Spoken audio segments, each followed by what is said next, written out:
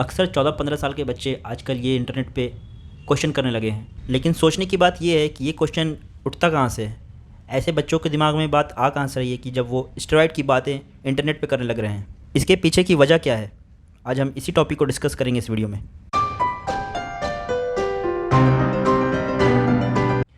Gym जाने के बाद सबसे बड़ी मिस्टेक कोई क्या कर सकता है? इम्प्रॉपर डाइट, ईगो लिफ्टिंग या फिर गलत सप्लीमेंटेशन और स्टेरॉइड्स।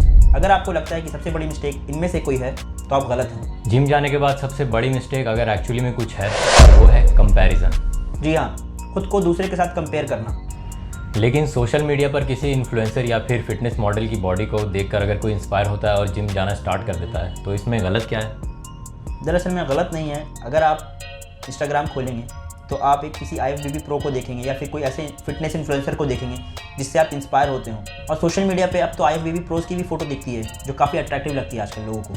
यहाँ तक कि 17-18 साल के बच्चे भी आजकल ऐसी ड्रीम फिजिक बनाने लगे हैं और आपसे ज़्यादा वेट लिफ्ट भी करने लगे हैं। ये सारी चीज़ों को देख के कोई एक पल में ऐसा लगता है कि वो इतने साल से जिम जा रहे हैं तो उनकी फिजिक ऐसी क्यों नहीं बन रही है। और इन सारी फिजिक्स और फोटोज़ को देखने के बाद 90% लोगों के साथ ऐसा होता है कि वो या तो डिमोटिवेट हो जाते हैं और ख़ुद को कंपेयर करने लगते हैं कि अगर वो भी 5-6 साल जिम जा रहे हैं तो उनकी फिजिक अब तक ऐसी क्यों नहीं हो पाई जैसा उनको सोशल मीडिया पर दिखती है। और इसी चीज़ को लेके लोग अक्सर डिप्रेशन में भी चले जाते हैं।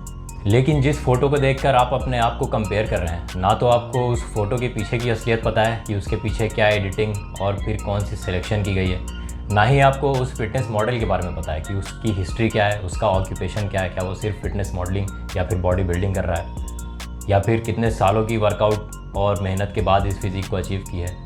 ना ही आप ये जान रहे हैं कि उस फिटनेस मॉडल या फिर इन्फ्लुएंसर ने कौन से सप्लीमेंट्स या फिर कुछ और सब्सटेंस भी यूज़ किए हो। अब सोशल मीडिया चलाते चलाते जो आपकी फ़ोटो नज़र आती है वो कम से कम 40-50 फ़ोटोज़ में एक फ़ोटो सिलेक्ट होती है और उसके ऊपर काफ़ी लाइट और काफ़ी फ़िल्टर लगते हैं और यहाँ तक कि लोग ने उसमें इन्हांसमेंट भी करना शुरू कर दिया है, जैसे वो दिखते हैं नहीं। और उस फोटो को वो फोटोशॉप करके अपने आप को और ह्यूज और ज़्यादा अट्रैक्टिव बनाते हैं, वो भी फोटोशॉप की मदद से।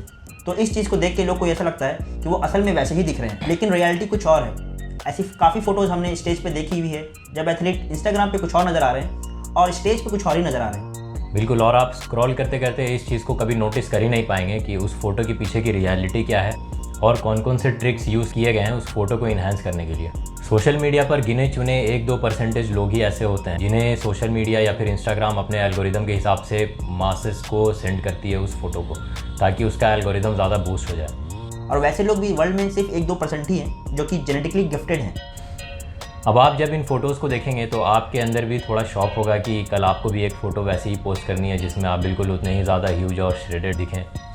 लेकिन आप एक चीज़ भूल जाते हैं कि फ़ोटो आपको पोस्ट करनी है कल, लेकिन जो फिज़िक आप चाह रहे हैं उसको अचीव करने में आपको कम से कम 4 या 5 साल चाहिए। और इसके नतीजे में फिर आप शॉर्टकट्स के ऊपर जाने की कोशिश करेंगे और यहीं से स्टार्ट होती है मिस्टेक। और इससे सबसे ज़्यादा इफेक्ट होते हैं यंगस्टर्स, जो कि कुछ फ़ोटोज़ को देख के मोटिवेट हो जाते हैं और इसकी रियलिटी और इसके कॉन्सिक्वेंसेस को नहीं समझते हैं। और उनका फोकस बेसिक्स को इम्प्रूव करने की जगह सिर्फ इस बात पर चला जाता है कि अपना एंड रिज़ल्ट कैसे इंप्रूव करें। और एंड रिज़ल्ट भी ये नहीं कि उनकी फिजिक कैसे इंप्रूव हो जाए, बल्कि सिर्फ फ़ोटोज़ और वीडियोज़ में कैसे अपने आप को इन्हांस दिखा पाएँ। और अगर कोई नॉर्मल इंसान खुद को IFBB प्रो या किसी बड़े एथलीट से कंपेयर करने लगता है, कोई बड़े फिटनेस मॉडल से कंपेयर करने लगता है, तो इसका नतीजा सिर्फ डिप्रेशन होता है। 1-2 साल में तो बिल्कुल भी नहीं कर पाएंगे और इससे दिक्कत ये होती है कि आप प्रोग्रेस को भी कभी आप अप्रिशिएट नहीं कर पाएंगे। सोशल मीडिया से आप बच तो नहीं सकते हैं, लेकिन सोशल मीडिया चलाते टाइम कुछ चीज़ें ऐसी है जिस पे आपको हमेशा सबकॉन्शियसली फोकस बना कर रखना पड़ेगा। जिसमें सबसे पहला तो ये है कि आपको इस बात का हमेशा ध्यान रखना चाहिए कि जिस फिटनेस मॉडल या फिर इन्फ्लुएंसर या बॉडी बिल्डर को आप देख रहे हैं वो हर वक्त उस फॉर्म में या फिर कंडीशन में नहीं रहता है जैसा वो अभी फ़िलहाल उस फोटो में दिख रहा है।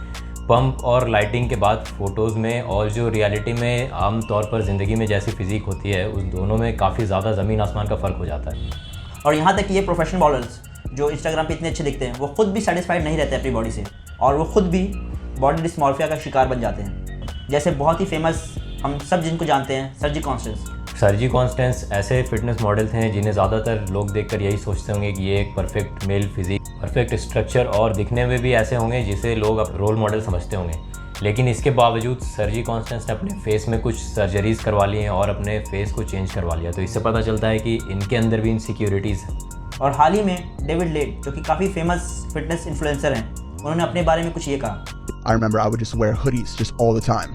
As I started getting more and more progress in the gym, and then that obviously gave me like a self-esteem boost. I felt a lot better about myself, and then I would like take pictures, and then I got to a point where maybe like a few years into working out where I had just decent bit enough of muscle to get pictures that look like semi-decent, right? But not in those pictures, like in real life, like without like a pump or whatever. I remember just like feeling like still like very like just like skinny and insecure. It was like a problem because even say like my senior year in high school, I remember I would just wear hoodies just all the time, because if you're wearing like a big baggy hoodie, you can't like exactly tell like the size of an individual.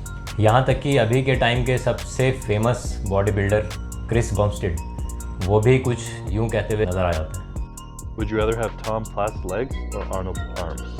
Definitely Arnold's arms. I might be biased because I just have shitty arms to begin with and I have good legs, but I know I can grow my legs when I train them, and I do it and I've done it, but my arms have just been a bitch to grow, so I would steal Arnold's arms for sure, and his chest if you're offering. और एक point और भी है जिसको highlight करना चाहते हैं, वो है जेनेटिक्स। जेनेटिक बहुत बड़ा रोल प्ले करता है आपकी फिजिक और ओवरऑल हेल्थ में। बॉडी बिल्डिंग जेनेटिक के अराउंड घूमती ही है। जिसकी जेनेटिक अच्छी होती है वो हमेशा आपसे 2 कदम आगे ही रहेगा, और ये हमने अक्सर बड़े बड़े स्टेज पे भी देखा है। और इसका सबसे कॉमन रियल लाइफ एग्जांपल भी एक है। आप और आपका भाई अगर दोनों की फिजिक्स एक जैसी हैं और दोनों डाइट भी ऑलमोस्ट सेम ही लेते होंगे एक घर में, लेकिन जिम जाने के बाद आपने ये नोटिस किया होगा कि शायद दोनों की फिजिक्स में काफ़ी ज़्यादा डिफरेंस हो जाता है। इसका रीज़न सिर्फ एक ही है, जेनेटिक्स। इसलिए कभी दूसरे से कंपेयर करने की जगह बेहतर यही होगा कि आप अपने आप को खुद से कंपेयर करें। लेकिन इस सब का सॉल्यूशन है क्या? क्योंकि सोशल मीडिया से बचना तो नेक्स्ट टू इम्पॉसिबल है। सबसे पहले तो इसमें कंसिस्टेंसी, जो कि काफ़ी इंपॉर्टेंट है, और आपका हार्डवर्क। और ये सिर्फ बॉडी बिल्डिंग में ही नहीं, आप कोई भी स्पोर्ट्स में ले लीजिए या किसी चीज़ को ले लीजिए, जिस चीज़ पर आप कंसिस्टेंट रहेंगे वो चीज़ हमेशा आपके लिए एक अच्छा रिजल्ट देगी। और आपका हार्डवर्क भी काफ़ी मैटर करता है। तो कंसिस्टेंट रहना और उसमें हार्डवर्क भी लगाना काफ़ी इंपॉर्टेंट है अगर आप लाइफ में इंप्रूवमेंट करना चाहते हैं तो। और अगर आपको कंपेयर करना ही है तो अपने आप को कंपेयर करें अपने पास्ट से। आप लास्ट ईयर कहाँ थे और अभी कहाँ हैं। हमेशा अपने आप को अपने पिछले साल की फिजिक्स से कंपेयर करें। पिछले साल के कंपैरिजन में अभी तक आपने अपने फिजिक्स में क्या चेंजेस किए हैं उसको नोटिस करें और उसे एज अ मोटिवेशन यूज़ करें। आपने कितना स्ट्रेंथ गेन किया है, आपकी बॉडी में क्या क्या चेंजेस हुए हैं। अगर आप अपने आप को अपने आप से कंपेयर करेंगे तो वो अपने आप को किसी सोशल मीडिया इन्फ्लुएंसर से कंपेयर करने से काफ़ी लाख गुना बेहतर होगा। एक पॉइंट और भी है, वो है आपके इंटरनल चेंजेस।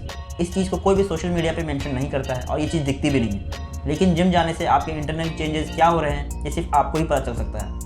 तो फिर सिर्फ एक्सटर्नल चेंजेस से अच्छा है कि आप इंटरनल चेंजेस को भी ध्यान दें और उसमें भी देखें कि क्या चेंजेस आई है। तो इस वीडियो का कंक्लूजन सिंपल सा यही है कि किसी फिटनेस मॉडल या फिर इन्फ्लुएंसर को रोल मॉडल बनाना ये गलत नहीं है, लेकिन अगर आप किसी को अपना रोल मॉडल बनाना चाहते हैं तो बेहतर यही है कि किसी मॉडल या फिर इन्फ्लुएंसर की जगह अपने 5 साल बाद वाले वर्जन को अपना रोल मॉडल बनाएं और उसे अचीव करने के लिए आप जितना भी एफर्ट पुट कर सकते हैं उतना करें।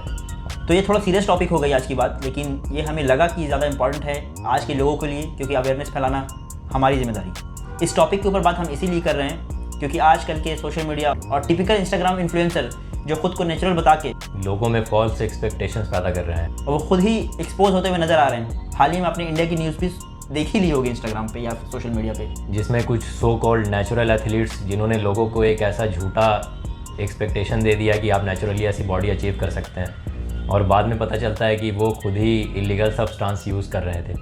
तो आप सोशल मीडिया बिल्कुल यूज़ कीजिए, लेकिन इन चीज़ों को भी ध्यान में रखिए। तो रैप करते हैं इस वीडियो का आज हम यहीं, मिलते हैं हम नेक्स्ट वीडियो और नेक्स्ट इन्फॉर्मेशन के साथ। तब तक के लिए keep lifting and stay pound.